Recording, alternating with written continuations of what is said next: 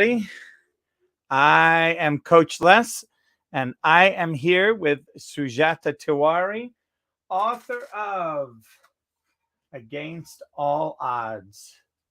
No retakes, no manuals, real life lessons. Here is the book that we are going to be taught, that'll be kind of in the background. And Sujata has accumulated a wealth of experiences during her life, leading to insights and knowledge that cannot be coached or taught in a class. She's a mother, a wife, a journalist, a consultant, an activist, a leader, and a businesswoman, domestically and internationally. In sharing her story, Sujata strives to provide readers of all backgrounds in any part of the world with real-life examples on how to deal with the unpredictable nature of everyday life. And she and I chose to, about 5 months ago, 6 months ago now, I think time is flying, to get together and do a podcast together, combining our intentions and outcomes for what we see to make a difference in the world. And today, what we are going to be discussing is, do parents practice what they preach? And why does our youth seem so muddled? And the word I chose to use, muddled, because I come from the restaurant and bar business, where muddling was something that the bartenders would do to make an old-fashioned. We'd take bitters and sugar and sugar cube and muddle it in a pest dish, porcelain dish, and then pour that into it and create a drink. And we put some mint leaves in it and just grind it all in there to make some beautiful cocktails. And our goal in this podcast is to share the areas of training and development that are pertinent to today's business, family, faith, and speaking all about it through the filters of communications integrity. Now, when I say faith, I'm not sitting there. Don't run away. We're not going to suddenly do a Bible study right here on the stage. We are the 24-hour Bible study club.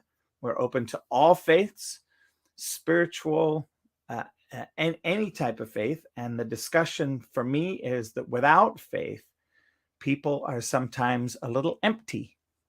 So our goal is to build people up and to create balance, faith, family, and business. And with that, I'm going to introduce Sujata to say hello. And welcome, Sujata. Thank you, Coach Les. And I'm looking forward to the conversation from yesterday. I remember I gave a case study. So I hope that we can touch on that as well. Do you want to remind the listeners and the people that are listening what the case study was, so that we can have it fresh in our minds for the conversation? Because I'm clear that I know my busy schedule. I have no idea what you said yesterday. Okay, that's good to know. So yesterday when we were closing, I gave the case study because we are talking of parents and, the children, and how the children are confused as what they see versus what they are taught, right? And what is it that they should do. So I gave this case study of the couple where the father is cheating on his wife, and the family of four, they all know about it. So they've got two children. One is a 16-year-old and one is a 13-year-old. And since obviously they are not in the best of relationships, and they the children see the parents argue, fight, whatever, the boy, who's very, very well behaved outside, is not the same inside the house. And on one occasion, he has physically assaulted his mother by breaking her nose. And she has even gone to the police station to report it, but the cops didn't do anything since the father is siding with the boy. And the girl, on the other hand, she has, touch wood, not been so scarred, but is on the positive side. What she does is that in a school at her age, she picks up a book and decides to, at a district level, competition where you're supposed to take up a book, read from it, and choose a topic. She picks up the book against all odds, and she tells me that she's going to talk about sexual abuse. So, what do you think? And what do you think about it? What I think about it is it's a classic case, at least, where, the boy, he's seeing what his father is doing. He sees his grandparents siding. He sees, the mother standing up, but that she's alone trying to stand up. And so he's doing what his, father has been doing to the mother, and he thinks that it's okay that if he goes that route, whereas the daughter, she's more sorted out, and because she's getting counseling or mentoring or whatever you call it, and she's not been so scarred in the negative way, so she's trying to do things in a positive way.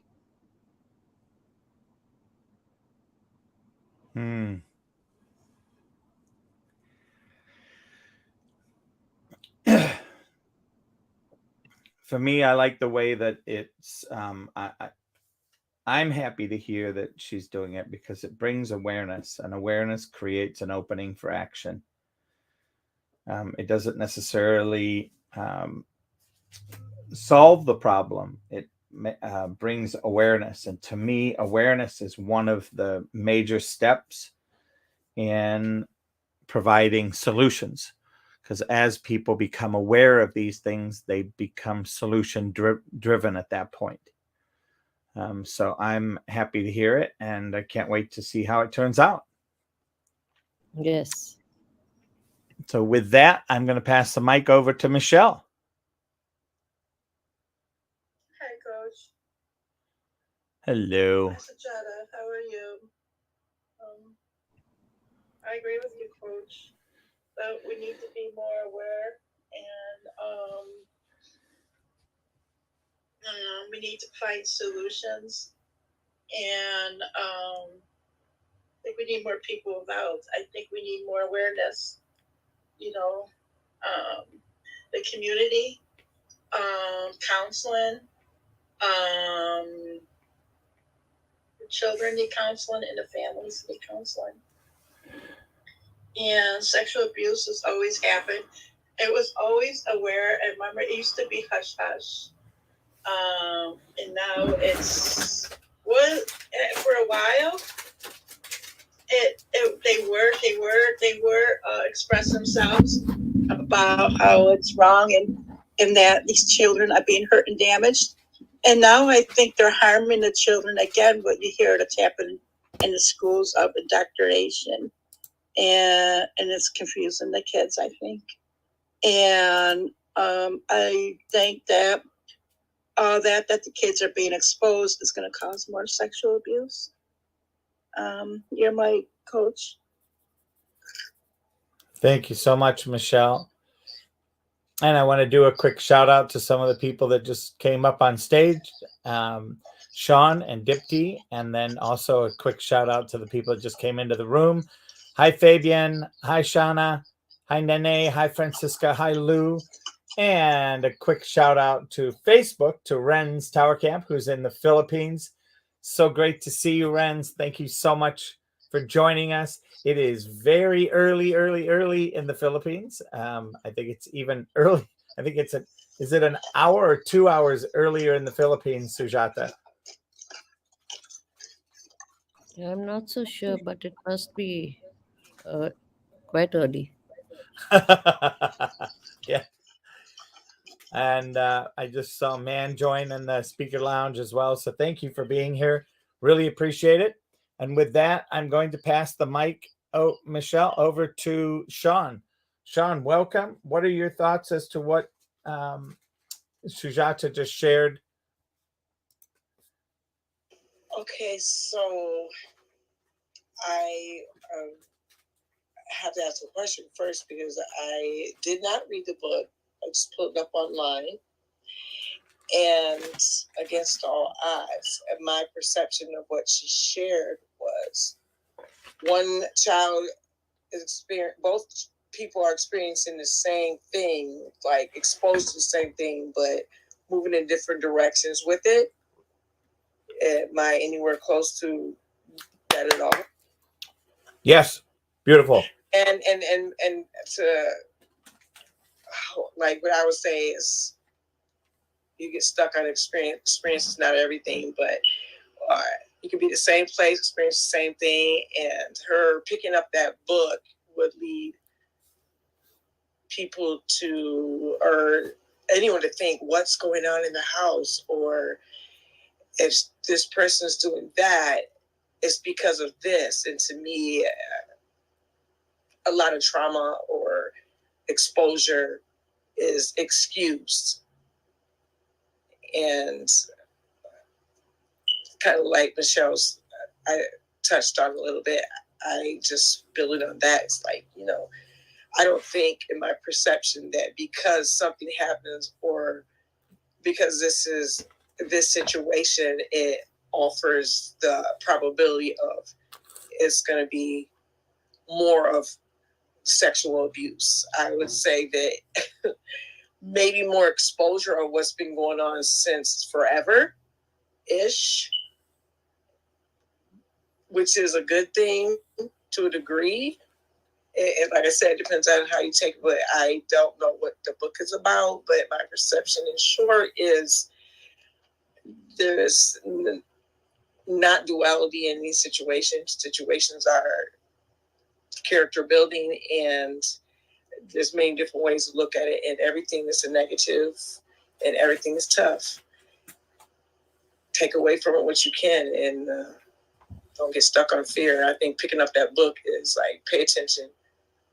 And even if it was something no one else understood, that look what I picked, I want to talk about or want to discuss, or the book, it caused a thought to be provoked or a ripple effect. So now you're paying attention to what's going on. And to me, that's everything in any situation is the other.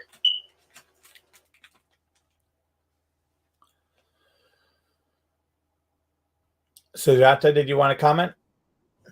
Yes, so the book that we are referring to, Against All Odds, is actually my autobiography, and it covers many, many things. It starts from when I lost my father at age 10, and for a 13-year-old to pick up that book, to read it, and then to pick a topic from it, I think that's a way forward of, being aware and trying to do things in a positive manner despite the environment that she is in.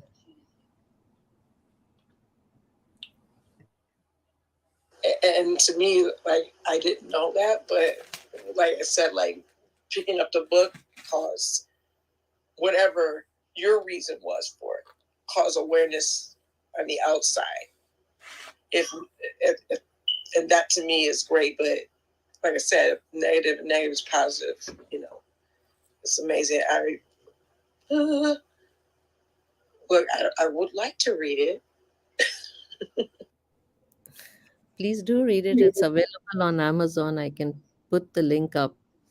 And it covers all topics from trauma, grief, bereavement, how you challenge life altering moments, how you respond to situations. It's got everything in there, including the rape of my daughter. So it may trigger or it may, but it's meant to inspire. It's meant to inspire that what we can do when we land up in situations, because the choice is always ours of how we respond. Thank you. I feel so honored because, like I said, I pulled it up and then I seen it. I was like, Coach Les. Okay, well, like, I'm in the room. Okay, But yeah, so a question is there an audio book at all or no? No, unfortunately. There is a lazy coach over here that has not put all the audio recording that he's done of the entire book into a place where we can download it. But I do have the whole book on Zoom, right, Sujata? I would like to say that That's I awesome. would like to say that the lazy coach is not a lazy coach. Actually, I always thank Coach Les for reading the book aloud on Clubhouse from the first page to the last page. And then we have these three rooms based off the book. So he's not a lazy coach. He's a very consistent Oh, coach.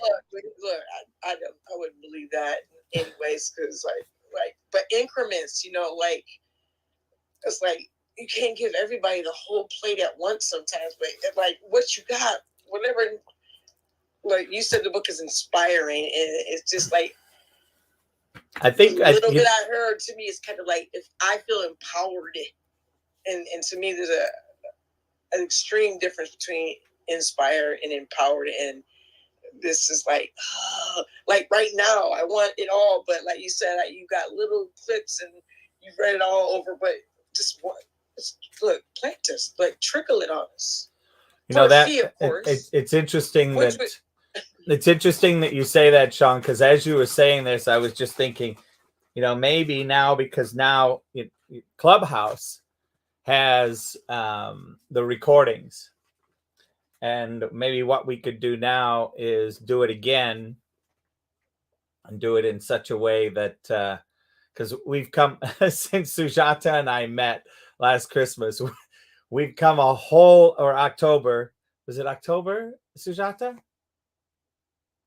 I'm not so sure of the month, but I think it's September, October, yes. September, October. So it's been almost a year, and everybody's come so much further. I mean, we're on StreamYard now, and it's all being recorded. We could definitely, I think this would be something that might be worth doing another StreamYard, Sujata. Maybe this is what we do on my podcast on Monday and Tuesday.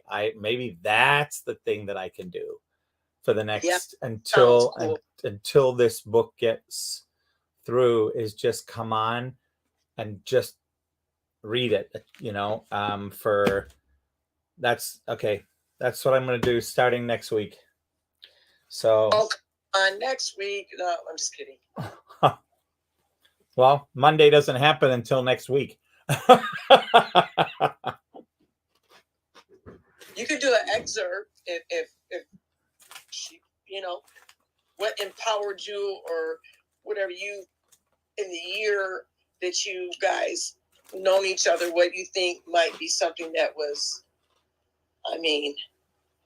it all like I said, this just a little bit that you said, it empowered me to like get online. Like I'm not whatever you think might be something that moves. All of it seems like it might move, definitely. But I'm just saying, well, what's wrong with the excerpt? Well, there we go. I love it. Thank you, Sean. All right, we're going to pass it over to Dipti. Dipti, what do you think about? Oh, this is going to be good. What do you think about this? What we were just discussing and what Sujata shared with her homework from yesterday. Yeah, actually, Coach, I kind of missed what she shared. I came in late. Hold on. But hold on. Sujata, can you repeat the assignment from yesterday? Okay, so Dipti, as you may be knowing that we are talking about, parents who say something, do something different, and how the children are confused. Are they supposed to do as they see the parents do, or are they supposed to do as what the parents tell them to do? So, in that, I gave a case study yesterday where there is this family, and the father or the husband is cheating on his wife, and the entire family knows about it. And obviously, there is a lot of discord and disharmony between the couple. and they have a 16-year-old boy and a 13-year-old girl. And the 16-year-old boy is very, very well behaved outside, but inside the house, he doesn't respect his mother and treats her badly. So at one occasion, he assaults her and breaks her nose. And she has even tried to report it to the police, and they have not taken any action because the father is on the side of the boy. Whereas the girl, on the other hand, for a 13-year-old, uh, whatever is her environment and whatever she's observing, what she does is that in an inter-school district level competition of read a book and then take a topic and speak about it, she chooses my book against all odds and has decided to speak on a topic which is sexual abuse. So that's where I left the case study to hear from the audience what do they think about it. Yeah, like, okay, so this is the case study. This is what we are discussing about. Now I understand why Michelle was talking about, the child sexual abuse. So yes, yeah, like parents should, be accountable for how they, behave, or how they, set an example for their children. Even in my case, one of my parents was, really childish. As when I was growing up, even I used to get confused even with a small thing, a basic thing, where whether she is my mom or am I her mom, like, like when it comes to my mother, because she was really treated very badly when she was a child, and she did not resolve, come to terms or come to peace with her trauma, like past trauma, and that took an entire toll on me and also my father. As I was growing up, I was able to see all these things, and I know how it is. And when it comes to sexual abuse, we only talk about rape. Rape alone is not sexual abuse. And also, even sexual harassment, or touching you in the wrong places is also a sexual abuse, as a way of a type of sexual abuse. So, and when it comes to sexual abuse, you only talk about men doing it. Even women have that capacity to do so, like especially when they are undergoing some mental trauma, or when they have not come to peace with their past traumatic experiences, and that causes a lot of mental issues. And as a result of that, they suffer family problems in their family, in their houses too. So, like, actually, I suffered this at the hand of my mom, and that also at the hand of my best friend. My best friend was doing it on purpose, when I was a kid. But like and later on, I had feelings towards the same gender and all these things. Now only I'm resolving all those things. All those things got suppressed on the inside of me, all the internalized trauma. And my mother, there wasn't much peaceful things in my life. And she used to shout, when she is like, because of mental illness, she used to shout like anything and scream and behave in a very odd way, and still reflecting on those things and coming out of them. So it all my mom suffered all those things because of her mom. Her mom used to treat her as she didn't treat my mother well. She did not show her the love and affection that a child deserves. A child has to receive from their mom and their dad, both their parents. But my mom was kind of discriminated for being a girl, and that took an entire toll on her. And like, she was kind of having a lot of hatred towards males. And I don't know, maybe that is why I also like inherited that from her. But later on, I realized, like, both the genders are suffering. So in their own way, like, that is the revelation. Like, I'm realizing that in my present time too. So And yeah, it all has to do with the conditioning and also the way we are brought up, and mainly because of even in our society, as Sujata would understand, mental illness was a taboo. We are not supposed to talk about it. Like we are not supposed to. What will happen if people will ask us about our thing, and when we go to the doctor or something like that, and even treating for mental illness, talking about it was also a taboo. And also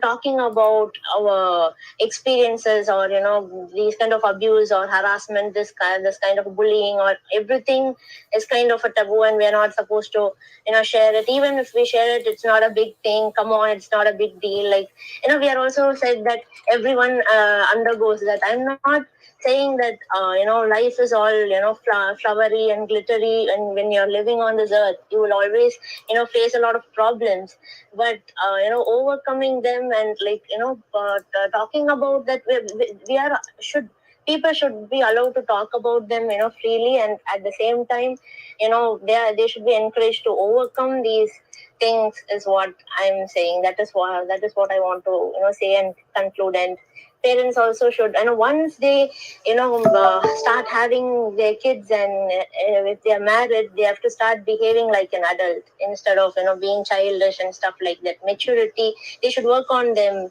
level of maturity and stuff like that. So that is what I was able to see from my life and my perspective. So I'm close. I'm concluding my speech with this. Thank you, Coach, for the opportunity.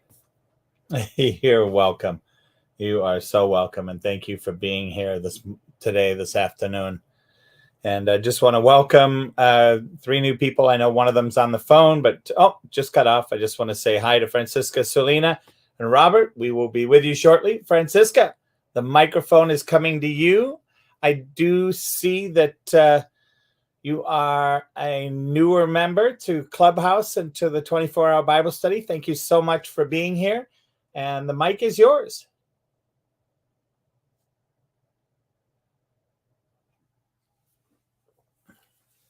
Francisca, the mic is down in the lower right, and you just want to touch the little microphone, and then you will go off mute. And if you're stuck on mute, which happens, you might have to leave the room and come right back, and you'll come right back on the stage. It takes about 5 seconds.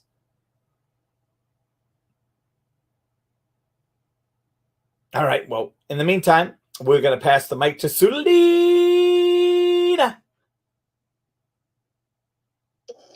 Really, Coach Les? Great evening, everybody. Great morning, good afternoon, night, wherever you are. So I'm just coming in on the conversation, so I'm not sure exactly where it is, but I'm just happy that I am available to be here. So I am going to yield the mic for now and continue to engage and listen.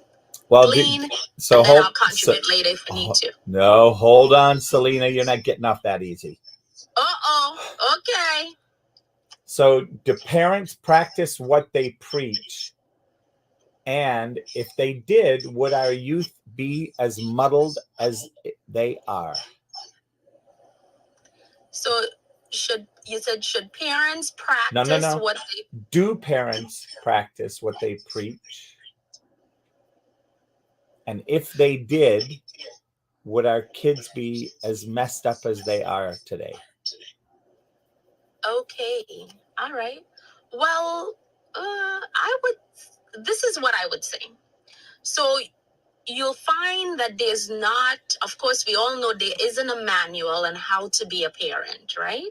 However, so a lot of times, depending on, I guess, the age and stages of our life when we had those children, sometimes it is easier and then other times it's not. So if it's later, let's say, and we've kind of formed our belief system and our principles and right standards of integrity, that type of stuff, if we form that, then a lot of times, yes, we may more be able to practice what we preach or implement, right? The principles and live by them. However, sometimes if it's a younger parent and we kind of learning ourselves as we are also nurturing this child, sometimes it can be a challenge. Being able to really what you say and your actions line up at the same time. However, what I can say is when you're consistent in terms of what I say as well as what I do, right? So I'm practicing what I preach, then you find a lot of times our children are not modeled. They're not confused, right? They're not confused about, well, mom is saying this or dad is saying this, but yet their actions are not in alignment with what it is that they are saying. I can speak from, I guess, the perspective of kind of Caribbean culture, right? You were brought up where you just did whatever it is that you were told. You don't question it if you see differently. You just did whatever you were told. Now, I can say within my household, my mom was very different. Extreme, very different, to the point that a lot of times when we went to, let's say, parent-teacher meetings, I would see my very friends who behaved one way in school, right? Once their parent came to visit or for the parent-teacher meeting, I would not be able to recognize them. However, with my mom, the same person that I was at home, I could have been in school, and a lot of times they would question, oh my gosh, Selena, you and your mom are like friends. You talk to her that way, or, you talk the same way that you would talk with us, the same way that you would talk with your mom. And that's because my mom always said to me, even as a child, you have rights. Your voice needs to be heard. Now, it doesn't mean that in any way that you have to be disrespectful, but definitely make sure that your voice is heard. Because even as a child, you have rights. So I say all of that to say that I can say when the words, right, what a parent speak is in alignment with the actions, then yes, there's less confusion because you're now more or less mirroring or showing exactly what you see. It's in alignment with what you're speaking. So children would be less confused because they're not constantly questioning, oh, mom is saying this, but she's doing differently, right? That's just setting up, that's a train wreck waiting to happen. So that is my contribution to you, Coach Liz, to the conversation, and Sujata, and everyone that's here. I yield my mic. Thank you so much, Selena. Sujata, did you want to jump in before I pass the mic? No, go ahead. All right. Welcome, Robert. The mic is yours. Good afternoon, Coach Les. Hello, Sujata. Great to see you guys. I've been on vacation, and I'm currently in Los Angeles at a thing called Vid Summit, and it's like an influencer's way to. It's all the people that are on YouTube and online, and people that have followers and ways to monetize. And that's what we've been going through for the past 3 days. So my question here is, Coach, when I walked in the room, I heard a topic that I really like to jump into unless I'm asked to, and that was about abuse.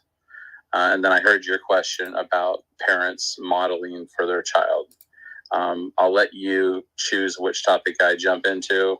I think you heard me talk about one, but it is a very serious issue. Somehow we always end up getting into this topic, and I have strong feelings on it. But I want to have you choose what I discussed today.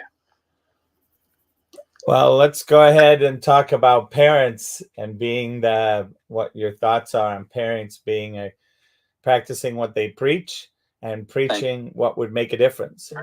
Yeah, I appreciate that.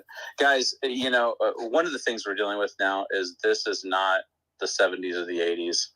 I mean, this is just total chaos right now. I mean, you've got kids having kids, and you have people who are supposed to be parents that are young, and they're taking their cues from MTV of 16 and pregnant, and that's what they want to do. And the parents themselves are living their own lives because their parents are searching for that piece of gold that maybe they didn't find. The divorce rate is absolutely atrocious. So the chance of your parents being divorced are very, very high right now. The chance of your parents being in a marriage and lasting more than 5 years are very, very low. And so a lot of kids right now are in the position where they're just pawns of the parents. And let me explain what I mean by that. You've got dad who may or may not be around, usually not. You've got a single mom, and there's a single mom crisis right now. And I'm going to get into that for a second because, you know, there are a lot of single moms in the United States, and that are going through some serious financial issues right now. And let me explain how bad the financial issues are. A year ago, they were paying $800 to rent. Now they're told to pay $1,800, but their income's not keeping up. So what they're doing is they're living in a fire zone. And Coach and I have talked about this before. What we're doing is we're running around putting out fires in our lives. And I don't know how many of you can relate to that, but whenever we are firemen and all we're doing is trying to put out those crises that exist, it makes it very hard to teach, be compassionate, be a mentor, and show children what it is they need to do to be able to get to the other side of life. You see, we only have 18 years with kids. But if all we're doing is running around, and that doesn't even begin to mention the trauma or the drama that we have as adults. So when you throw together the trauma and the drama that we have as adults, and then you throw together the firefighter mentality of what's going on, my main question for the group would be, where do you find time for the children? Where do you find time to be that emulation, to be that person that they can look up to and be not what you say, but they can see you are what you do. Do you follow me, guys? If all you're worried about is paying the rent, getting food on the table, constantly in crisis, at war with the baby daddy, at what point does either party, the mom or the dad, get together and say, you know what, this is our child, we need to raise that child? And that's why I am so absolutely clear on religion. And Coach knows I'm a Mormon. But guys, I don't know whether you know it or not, there's a huge downturn in religiosity. When I went to Brigham Young University, that's the word that means, it's called a religiosity index. That is the people who have religion as a daily part of their life, and they live by some type of religious code, authority, populace. Now, if you take that away, what do you have? You have kids reaching out to other kids for advice. You have kids that are looking for a leader that maybe isn't even their own father or their own mother. And those leaders might be in gangs. You know? It's scary. It's very scary, because what we have to do is not only understand what I'm saying is true, but we have to basically break the mold, because the mold is cast, my friends. The mold is cast. Kids are bowing out of religion at a very, very, very high rate. Kids want nothing to do with being told what to do. Kids get the participation trophy. And for those of you that are over 40, you understand what that means. What in the hell kind of service are we giving these kids when we're saying, thanks for showing up and you win? There are no winners, there are no losers. Are you joking? You're going to fall off. You're going to fall off. You're not. What's going to happen when you go to college? If you do go to college, what's going to happen whenever you have a crisis and you can't deal with it? I mean, these are real issues, guys. And the question then comes back is, are the kids trained to be able to deal with any of these life issues? Who are their mentors? Well, I can tell you who the mentors are if you just look at facts. Facts are they have an iPad at age 3, and that iPad is their mentor, and that's the babysitter that raises them. How am I doing? Sean, go ahead. Okay, several, facts and truth. Okay, religion, religiosity, and codes, and telling kids what to do. It's like I say to my kids, the reason I say, when you take the trash out, that's just a reminder. But when I say, will you, sometimes I reiterate and say, that wasn't a question. That's just being polite. Okay, that's a reminder. I will repeat and keep doing it over and over again till you get it. Yeah. But to teach ideology to an individual that at whatever point in time their frontal cortex connects with it's going to be a long time. But all the way back to like religion, if you want to teach someone something or you have information, that's just stuff when you're a kid, because it takes such a extended amount of time for it to come together. But living that life of authenticity, and if you can figure out or not waver from principles according to the situation, and to have your own principles is something that even to date, I would say, what are my principles? But there are some things that, it's been consistent across the board. Oh yeah, those are my principles. Right. In religion, because of the way others and other people, because I perceive myself as being Pentecostal or Christian, but I'm a follower of Christ. And when I say Christ, it's like I want to walk in the likeness of someone that's so great that as a regular isn't even in my vocabulary, but a person that's embodied in this vessel, but with the same everything and discipline themselves enough to not waver from the obedience of my Father. So, Sean, let me ask you a question, if you don't mind. Mm-hmm. We know how you feel, right? We know where your religiosity index is. We know where is it? It's high, because you have an absolute profound understanding of where you stand. True or false? Yeah, I have an understanding of Christ. I understand everything. Right. And so the question then I would ask is, should your children have a chance? Should your children have the ability to choose out of that at a young age, because that's the way it's cool at school?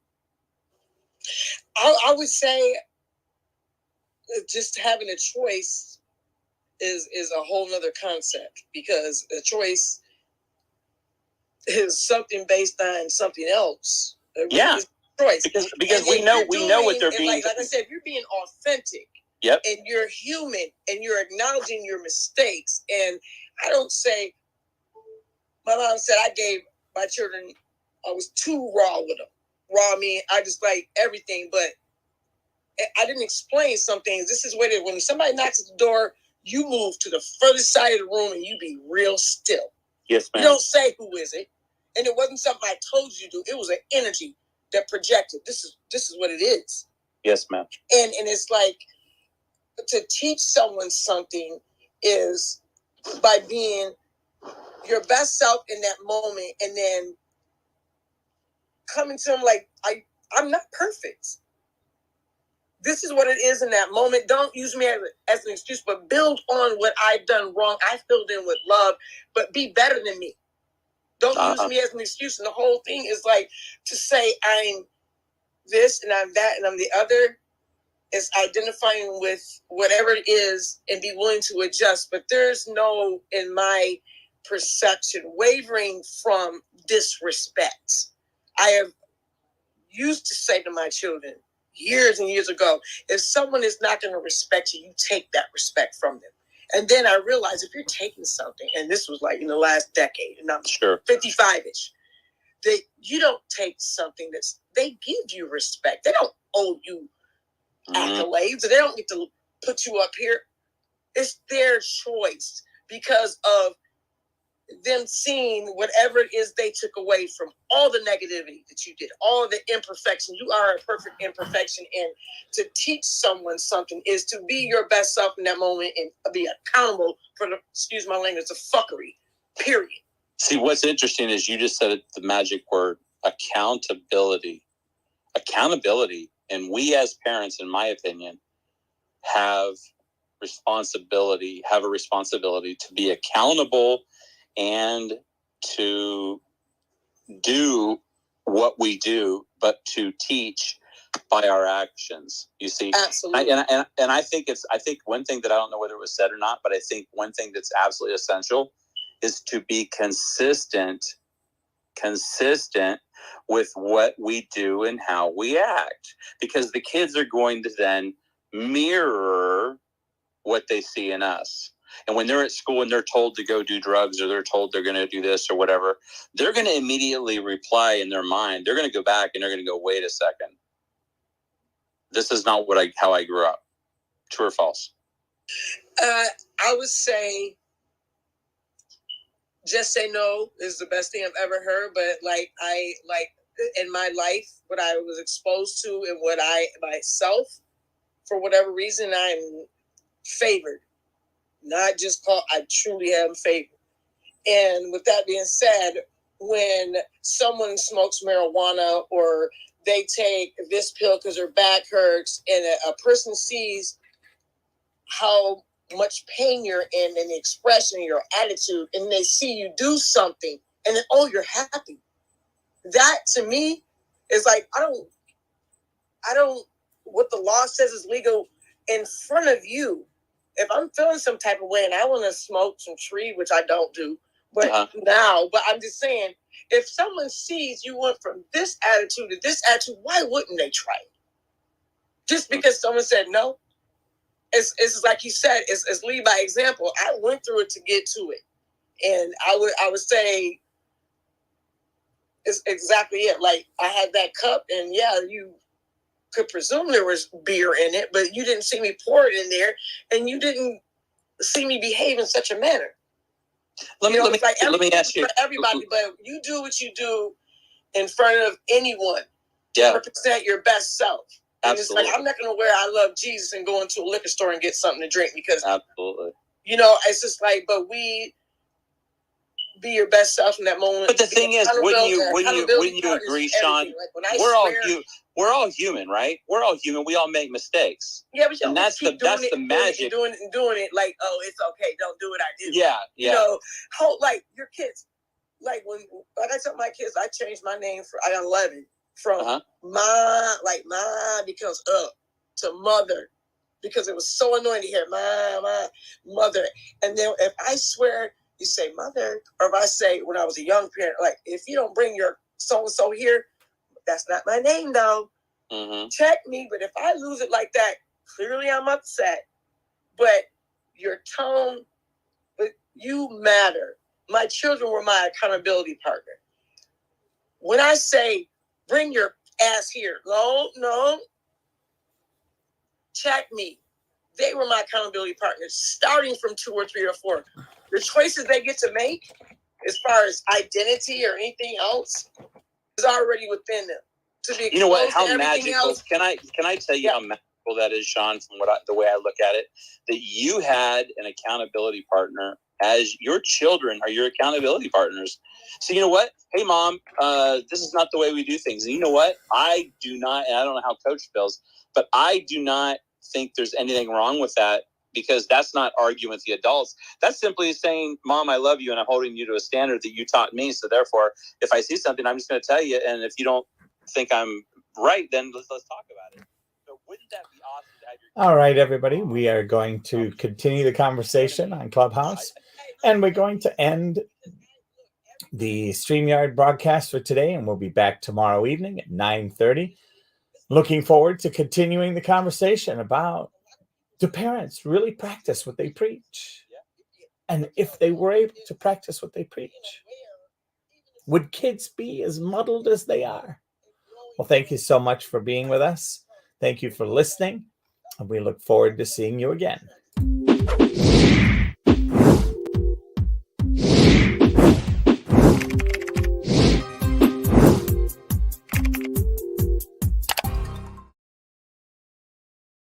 Coaching with Les has doubled my practice. We've increased our sales by about 33%, of blowing all of our goals out of the water. In my first 6 months, I actually grew my business with his help over 500%. Literally 500%. Les Hill is the type of person that invests back in you and back into your company. So if you're looking for a business coach with integrity, choose Les Hill.